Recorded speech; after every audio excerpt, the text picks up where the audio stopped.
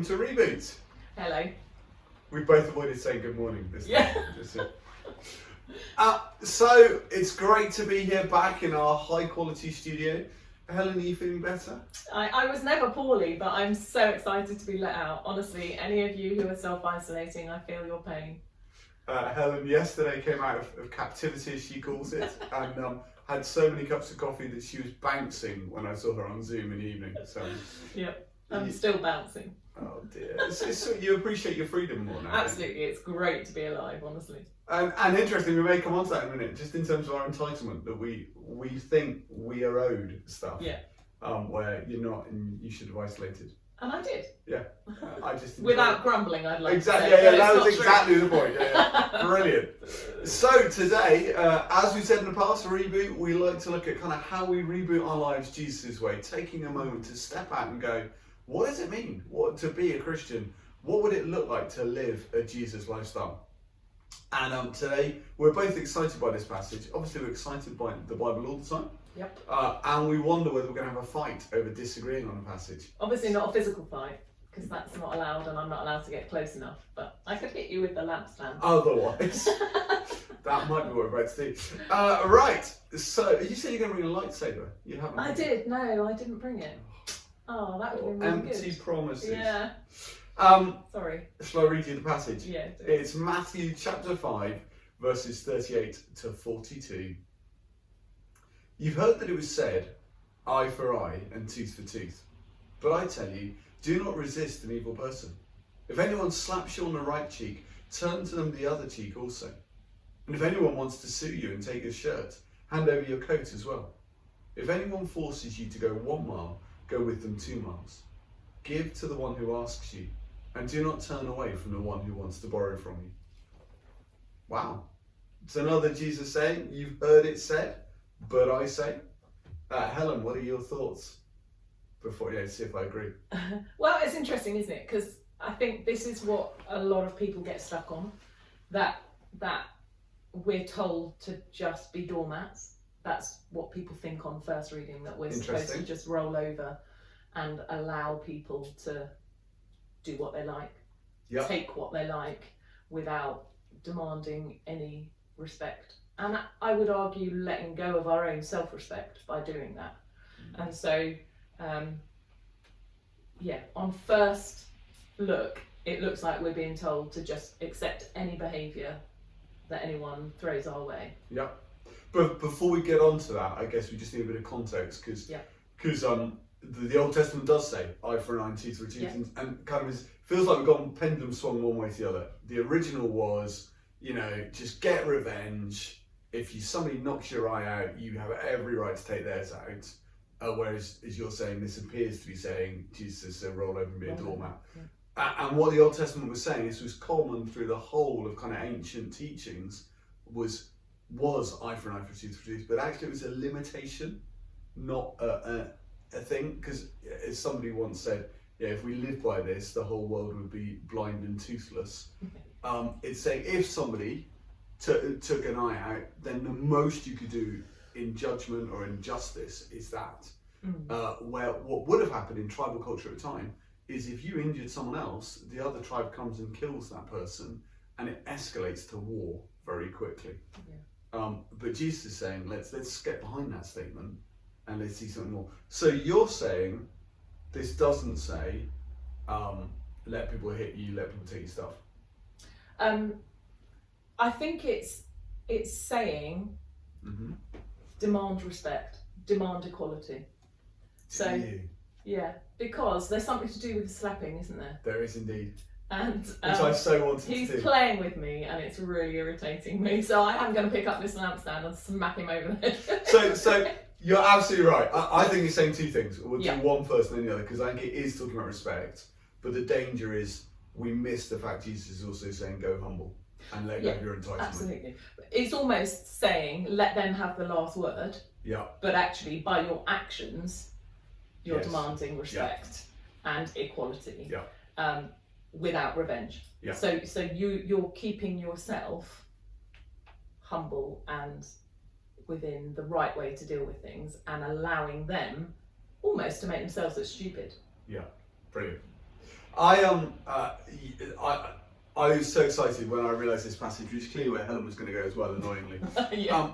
So Helen, if you could slap me on the right cheek, yeah, assuming most people in the world are right-handed, I'm not saying anything against left-handed people. You know, half my family are left-handed, but what would happen? So it depends if I think you're equal. If you're equal to me, I can use the palm of my hand in biblical times, you can't, yeah, or I can punch you, and that's saying we're equal.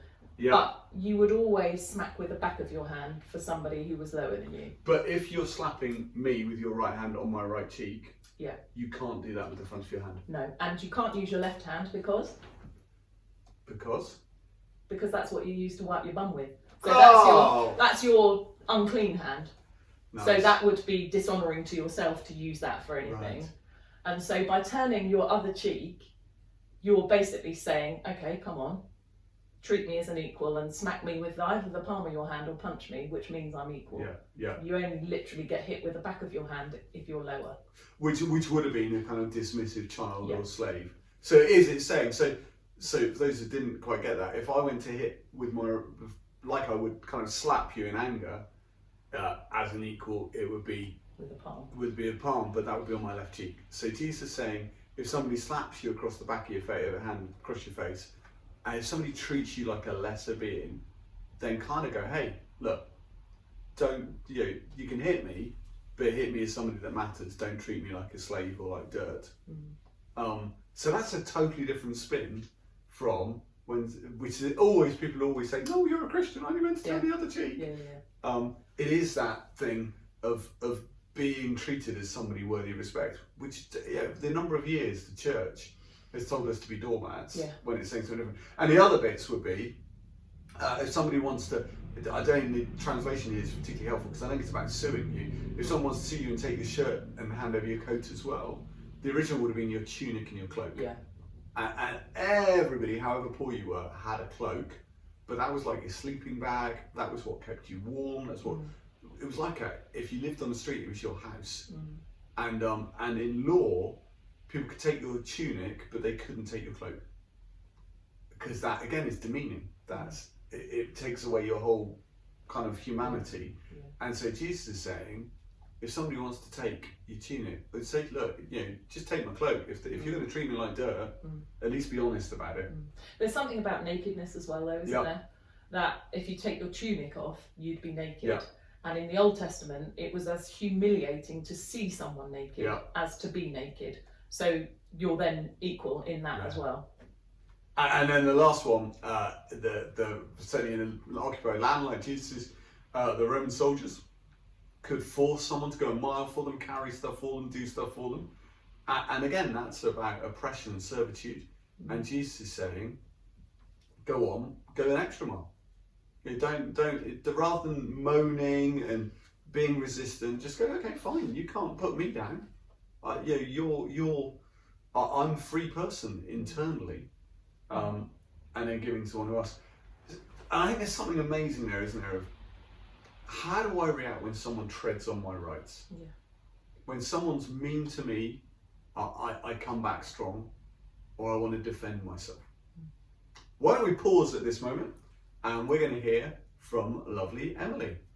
Hi, Emily. Morning, Emily. Morning.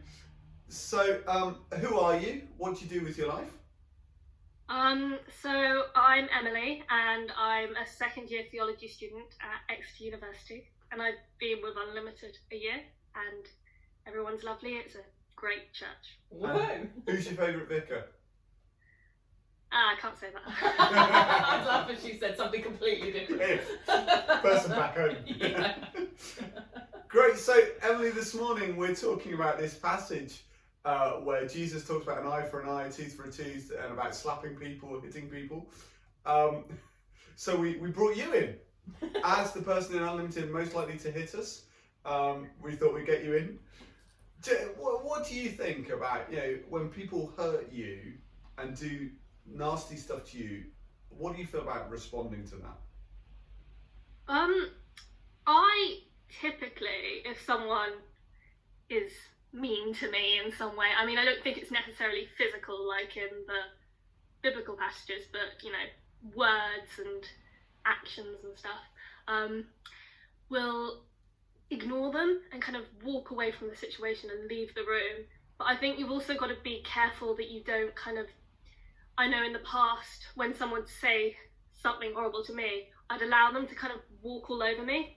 So I just apologise for stuff I shouldn't be apologising for. So I think you've got to be careful that you don't kind of ignore them too much. And if, you know, they're saying something that they shouldn't say, you kind of call them out on it, or just be like, you can't say that because it makes me feel horrible.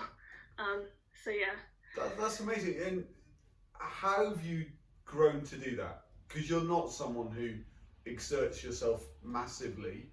Yeah, has that been an effort for you? What's helped you? I think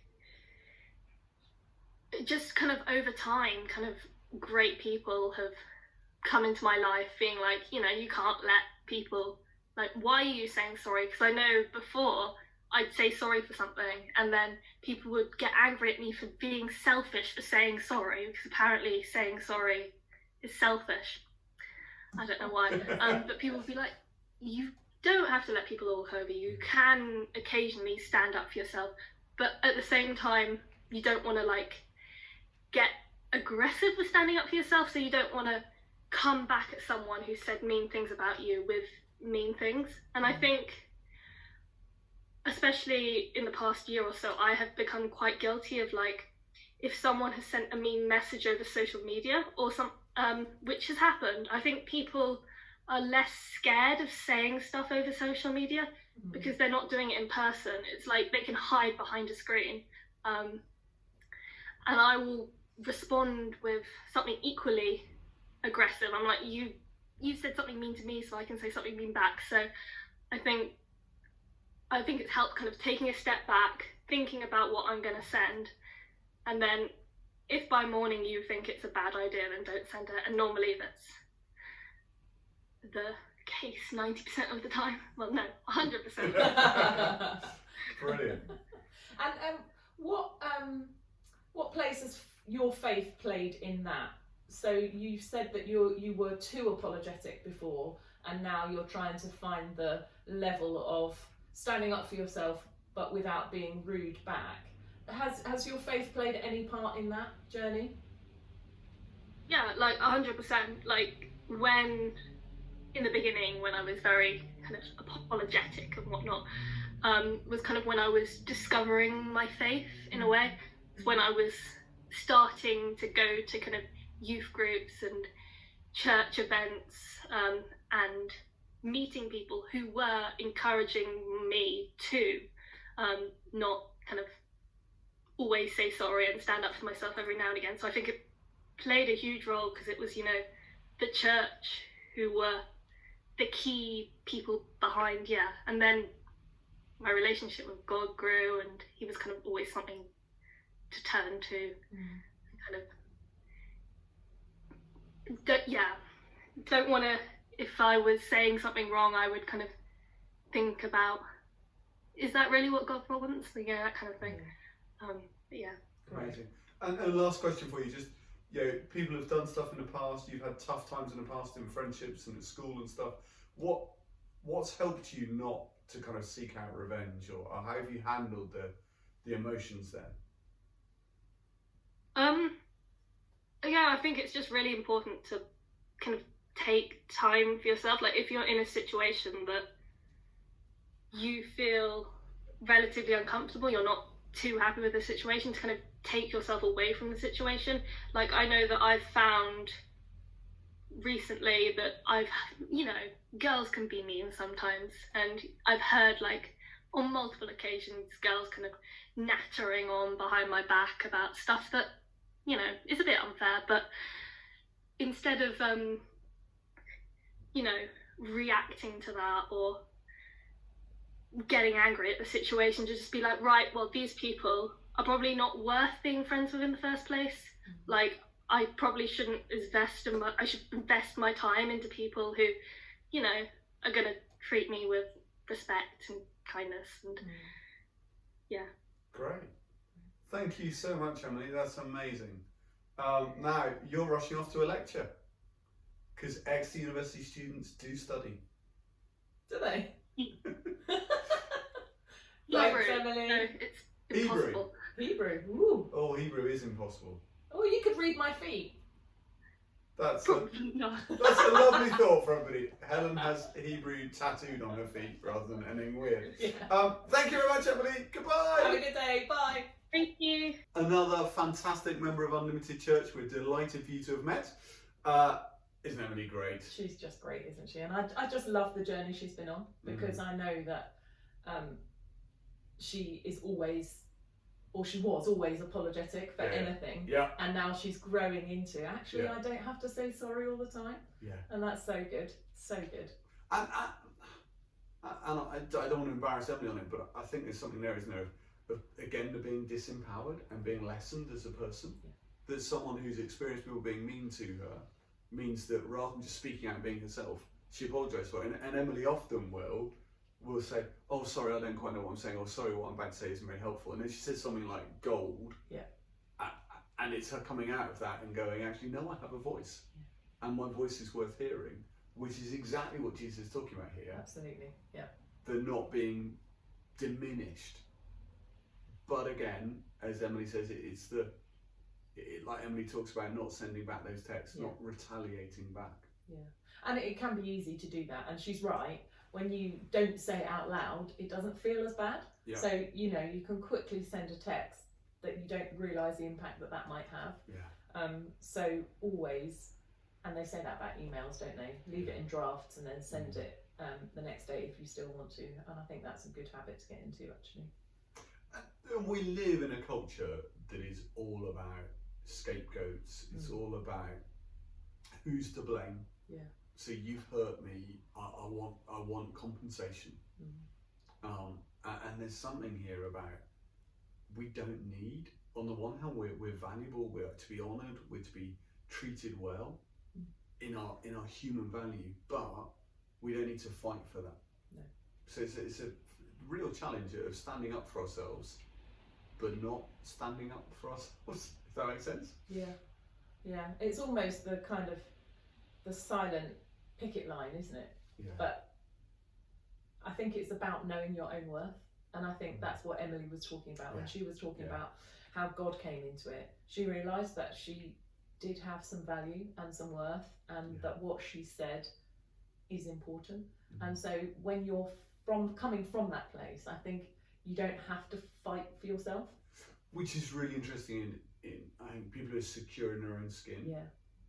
You don't come across as prickly or abrasive when they kind of stand up for themselves. So when someone like Emily talked about, someone's saying something horrible, for her to stand up and say that's not okay, but it's not doing it in a kind of stressy way. No.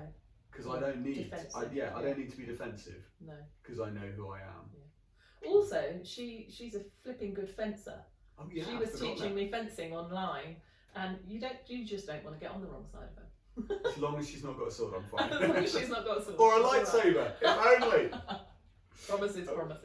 Do you know, this passage I did in the school assembly. Did you? And it was when I just discovered this thing about the right hand. Yeah. It would have been slapping rather than hitting. And I said, right, I want someone to come up and volunteer to hit me. And I explained and made sure it's going to be the right hand, slapping rather than hitting. And this lad came up. He was a friend of one of my sons, and he hit me so hard with the back of his hand he hit me like with the back of his hand, and I said, right, now turn my cheek, and I couldn't hear out of my ear for the rest of the morning. Brilliant. But it was, I don't think anybody remembered the point, but they remember me doing the assembly. Excellent. But I was speaking to somebody just a minute ago, actually, having a cup of coffee and asking them what they thought about this passage. And she was saying this is the one that she struggles with most because she's always been taught that it's about being meek and mild and, in a way, not standing up for yourself. Yeah. But this is empowering you to not have to fight for yourself, but actually just believe your value. Yeah.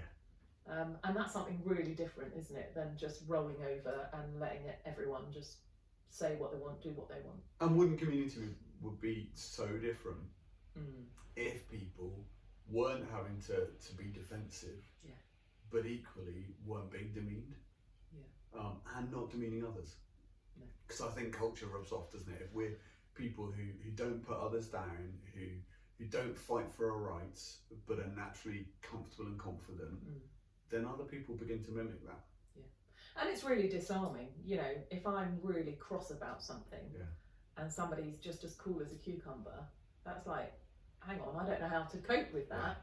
And that really disarms me. And so I think actually, if we can keep our cool, it's a much better way, because otherwise it just escalates. It's like, I used to be a teacher, and if you shout at the class, you just have to keep shouting louder and louder because they kind of get used to you shouting. Whereas if you just say things quietly, they have to stop and listen.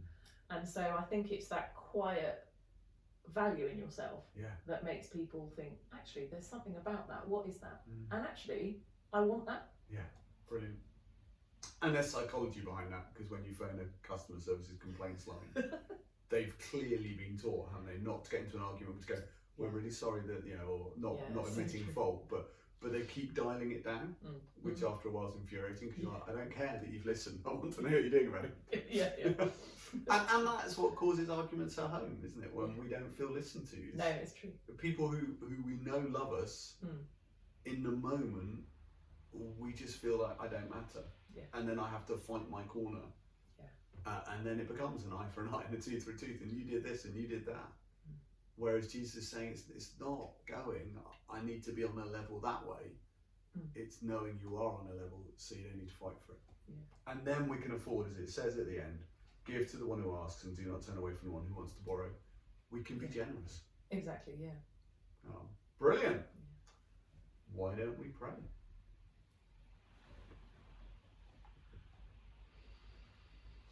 Just before we pray about this, and Helen will pray in a minute, but just take a moment. Maybe for some of us, this has brought up some pain. Pain of where people have taken advantage of us. Maybe for some of us, we just don't feel we matter. We feel we've been slapped down so much that we don't even believe we have value. And this is a journey you need to go on, like Emily talked about, but just in this moment, just allow God, the perfect loving parent, to hold you,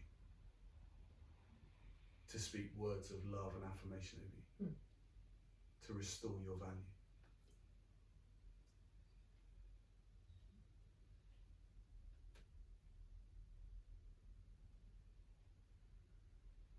Thank you, Lord, that we can be confident that we're loved because you say we are.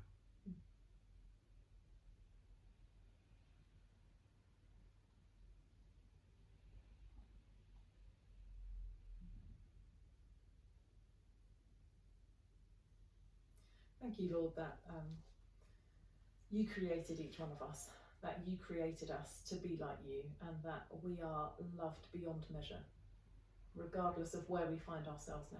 That love doesn't falter from you because you are the perfect lover. And I just pray, Lord, that for any of us who are feeling like we're not worth anything, that people have told us that we're useless or that we're ugly or we're not worthy of any kind of relationship, I just pray that you would come against that, that your words, your truth would pierce our hearts, that we would know that we are loved, that we are treasured, that we are valued, and that we have something to offer back. I pray that we would be able to reflect the love we receive from you to others. That in the hard times when perhaps people are saying difficult things, that we would be able to stand firm where our identity is found, and that's in you. So I pray that you would just draw close to each one of us now. Amen. And Lord, in an age of entitlement where everybody knows their rights, Lord, we don't want to hold on to legal things. We don't want to hold on to our rights or fight for them. We want to be confident in who you've made us to be. Confident that every person has equal value. And we treat others as valuable. That we wouldn't fight for our little patch of land or dignity, but we would hold dignity in ourselves in you.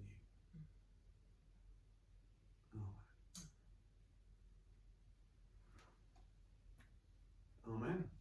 Thank you very much for coming. Helen, do you want to break the news for next week? Yeah, we need 2 weeks preparation because it's love your enemy.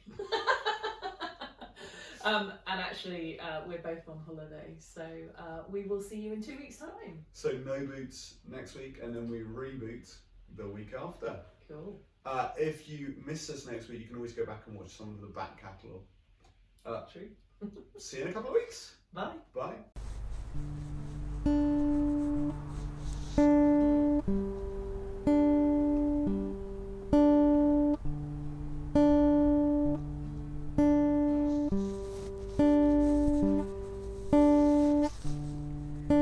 Worthy of every song we could ever sing,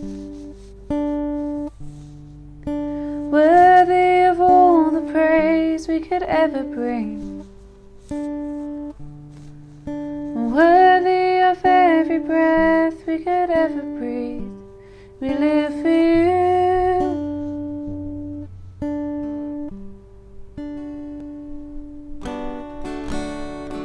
And Jesus, the name above every other name, and Jesus, the only one who could ever save, worthy of every breath we could ever breathe. We live for you. Oh, we live for you. And holy, there is no one like you. There is none beside you. Open up my eyes and wonder and show me who you are, and fill me with your heart and lead me in your love to close around me.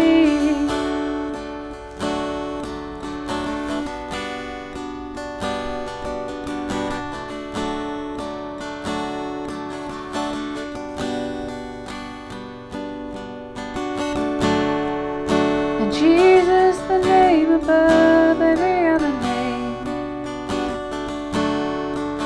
Jesus, the only one who could ever save,